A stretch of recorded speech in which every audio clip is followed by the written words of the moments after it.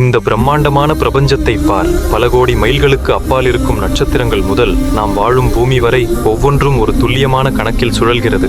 இவை தானாக உருவானவை தானா? இல்லை. கொஞ்சம் சிந்தித்து பாருங்கள் மனிதர்களே. ஆழ்கடலின் இருளுக்குள் செல். அங்கே எவரும் பார்க்காத அதிசயங்களை அல்லாஹ் படைத்திருக்கிறான். ஒரு துளி தண்ணீருக்குள் இத்தனை உயிர்களா? ஒவ்வொன்றுக்கும் உணவளிக்கும் அந்த இறைவன் எவ்வளவு கருணையாளன். ஒரு சிறிய தேனீயை பார். அதற்கு பொறியியல் கற்றுக் கொடுத்தது யார்? பூக்களில் இருக்கும் தேனை பிரித்தெடுத்து மனிதர்களுக்கு மருந்தாக தரும் அந்த வித்தையை அதற்கு போதித்தது யார்? நிச்சயமாக அது உன் ரப்புதான். செத்துப்போன பூமியை ஒரு துளி மழையை கொண்டு உயிர் பெறச் செய்கிறான் அல்லாஹ். உதிர்ந்து போன இலைகளுக்கு பின்னால் புதிய வசந்தத்தை தரும் இறைவனால் உன் கவலைகளையும் மாற்ற முடியும் அல்லவா? உன்னையே நீ சற்று சிந்தித்துப்பார். உன் இதயம் ஒரு நிமிடம் கூட ஓய்வெடுக்காமல் துடிக்கிறது. உன் கண்கள் பல கோடி வண்ணங்களை பிரிக்கிறது. இத்தனை நுணுக்கமான ஒரு படைப்பை உருவாக்கிய இறைவனுக்கு நீ நன்றி செலுத்த வேண்டாமா?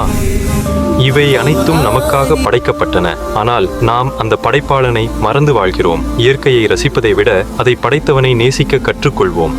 இந்த கோடி அற்புதங்களில் உங்களை மிகவும் வியக்க வைத்த அல்லாஹ்வின் படைப்பு எது? கமெண்டில் சொல்லுங்கள். இது போன்ற இன்னும் பல அதிசயங்களை காண மறக்காமல் சப்ஸ்கிரைப் செய்யுங்கள்.